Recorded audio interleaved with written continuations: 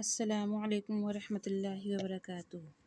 سیرت النبی صلی اللہ علیہ وسلم، باب 15، حجر اسود کون رکھے گا؟ آخر وہ سب بیت اللہ میں جمع ہوئے۔ ان لوگوں میں ابو امیہ بن مغیرہ تھا، اس کا نام حذیفہ تھا۔ قریش کے پورے قبیلے میں یہ سب سے زیادہ عمر والا تھا۔ یہ امیر المؤمنین سیدہ ام سلمہ رضی اللہ تعالیٰ عنہ کا باپ تھا۔ قریش کے انتہائی شریف لوگوں میں سے تھا۔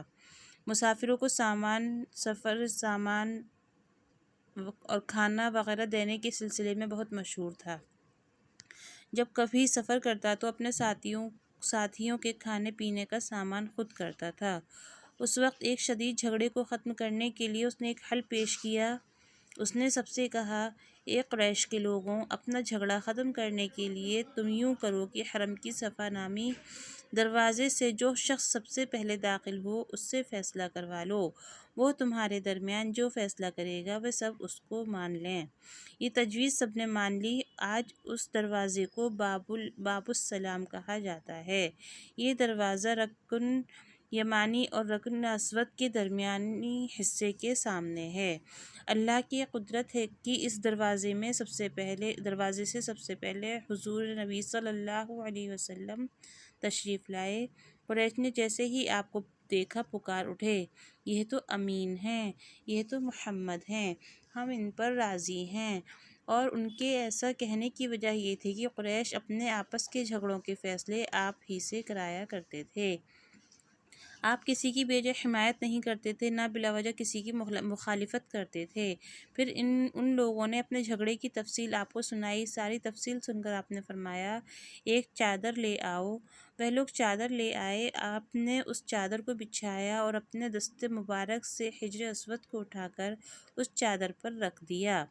اس کے بعد آپ نے ارشاد فرمایا، ہر قبیلے کے لوگ اس چادر کا ایک ایک کنارہ پکڑ لیں، پھر سب مل کر اس کو اٹھائیں۔ انہوں نے ایسا ہی کیا۔ چادر کو اٹھائے ہوئے وہ اس مقام تک آ گئے جہاں حجر اسود کو رکھنا تھا۔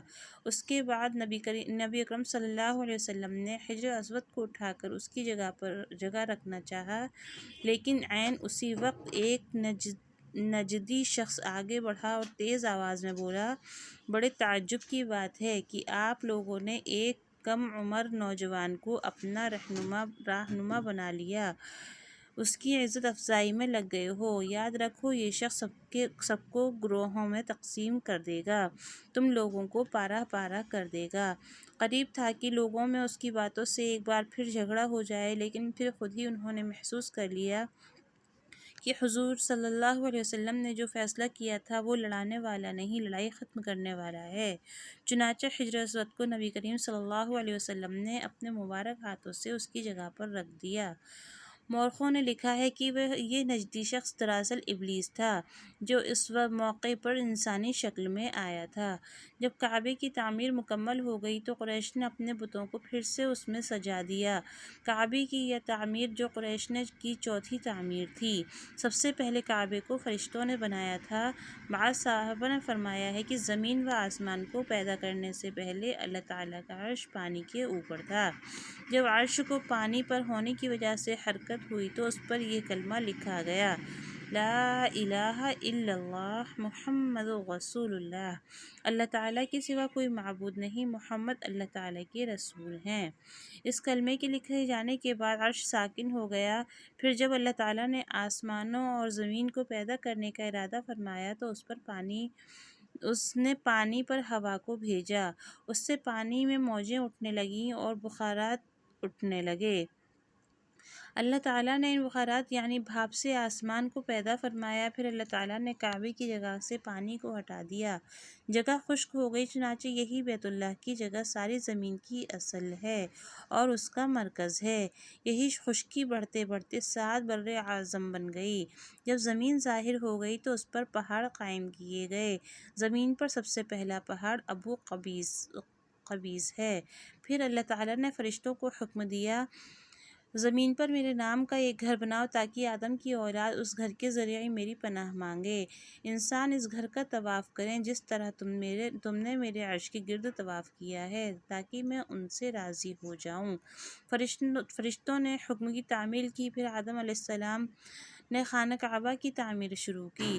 اس کے بعد حضرت ابراہیم علیہ السلام نے خانہ کعبہ کی تعمیر کی۔ اس طرح قریش کے ہاتھوں یہ تعمیر چوتھی مرتبہ ہوئی تھی۔ حضور اکرم صلی اللہ علیہ وسلم کی عمر مبارک 40 سال کے قریب ہوئی تو وحی کے آثار شروع ہو گئے۔ اس سلسلے میں سب سے پہلے آپ کو سچے خواب دکھائی دینے لگے۔ آپ جو خواب دیکھتے وہ حقیقت بن کر سامنے آ جاتا۔ اللہ تعالیٰ نے سچے خوابوں کا سلسلہ اس لیے شروع کیا کہ اچانک فرشتے کی آمد سے کہیں آپ خوفزدہ نہ ہو جائیں۔ ان دنوں ایک بار آپ نے سیدہ خدیجہ رضی اللہ تعالیٰ عنہا سے فرمایا، جب میں تنہائی میں جا کر بیٹھتا ہوں تو مجھے آواز سنائی دیتی ہے، کوئی کہتا ہے اے محمد اے محمد۔ ایک بار آپ نے فرمایا، مجھے ایک نور نظر آتا ہے، یہ نور جاگنے کی حالت میں نظر آتا ہے، مجھے ڈر ہے کہ اس کے نتیجے میں کوئی بات نہ پیش آ جائے۔ ایک بار آپ نے یہ بھی فرمایا، اللہ کی قسم مجھے جتنی نفرت ان بتوں سے ہے اتنی کسی اور چیز سے نہیں۔ وحی کے لیے آپ کو ذہنی طور پر تیار کرنے کے لیے اللہ تعالیٰ نے فرشتے اسرافیل کو آپ کا ہمدم بنا دیا تھا۔ آپ ان کی موجودگی کو محسوس تو کرتے تھے مگر انہیں دیکھ نہیں سکتے تھے۔ اس طرح آپ کو نبوت کی خوشخبریاں دی جاتی رہیں، آپ کو وحی کے لیے تیار کیا جاتا رہا۔ اللہ تعالیٰ نے آپ کے دل میں تنہائی کا شوق پیدا فرما دیا تھا، چنانچہ آپ کو تنہائی عزیز ہو گئی۔ آپ غار حرا میں چلے جاتے اور وہاں وقت گزارتے۔ اس پہاڑ سے آپ کو ایک بار آواز بھی سنائی دی تھی، میری طرف تشریف لائیے اے اللہ کے رسول۔ اس غار میں آپ مسلسل کئی راتیں گزارتے تھے، اللہ کی عبادت کرتے۔ کبھی آپ 3 راتوں تک وہاں ٹھہرے رہتے، کبھی 7 راتوں تک، کبھی پورا مہینہ گزار دیتے تھے۔ آپ جو کھانا ساتھ لے جاتے تھے جب ختم ہو جاتا تو گھر تشریف لے جاتے۔ یہ کھانا عام طور پر زیتون کا تیل اور خشک روٹی ہوتا تھا، کبھی کھانے میں گوشت بھی ہوتا تھا۔ غار حرا میں قیام کے دوران کچھ لوگ وہاں سے گزرتے اور ان میں کچھ مسکین لوگ ہوتے تو آپ انہیں کھانا کھلاتے۔ غار حرا میں آپ عبادت کس طرح کرتے تھے، روایت میں اس کی وضاحت نہیں ملتی۔ علماء کرام نے اپنا خیال ضرور ظاہر کیا ہے۔ ان میں سے ایک خیال یہ ہے کہ آپ کائنات کی حقیقت پر غور و فکر کرتے تھے اور یہ غور و فکر لوگوں سے الگ رہ کر ہی ہو سکتا تھا۔ پھر آخرکار وہ رات آ گئی جب اللہ تعالیٰ نے آپ کو نبوت و رسالت عطا فرما دی۔ آپ کی نبوت کے ذریعے اپنے بندوں پر عظیم احسان فرمایا۔ وہ ربیع الاول کا مہینہ تھا اور تاریخ 17 تھی۔ بعض علماء نے یہ لکھا ہے کہ وہ رمضان کا مہینہ تھا کیونکہ قرآن رمضان میں نازل ہونا شروع ہوا تھا۔ 8ویں اور 30ویں تاریخ بھی روایت میں آئی ہے اور یہ پہلا موقع تھا جب جبرائیل علیہ السلام وحی لے کر آپ کی خدمت میں حاضر ہوئے۔ اس سے پہلے وہ آپ کے پاس نہیں آئے تھے۔ جس صبح جبرائیل علیہ السلام وحی لے کر آئے وہ پیر کی صبح تھی اور پیر کی صبح ہی آپ اس دنیا میں تشریف لائے تھے۔ آپ فرمایا کرتے تھے، پیر کے دن کا روزہ رکھو کیونکہ میں پیر کے دن پیدا ہوا، پیر کے دن ہی مجھے نبوت ملی۔ بہرحال اس بارے میں روایات مختلف ہیں۔ یہ بات طے ہے کہ اس وقت آپ کی عمر مبارک کا 40واں سال تھا۔ آپ اس وقت نیند میں تھے کہ جبرائیل علیہ السلام تشریف لائے۔ ان کے ہاتھ میں ایک ریشمین کپڑا تھا اور اس کپڑے میں ایک کتاب تھی۔ تو آج ہم نے پڑھا تھا باب 15۔ انشاءاللہ اگلی ویڈیو میں ہم باب 16 پڑھیں گے۔ تب تک کے لیے اللہ حافظ۔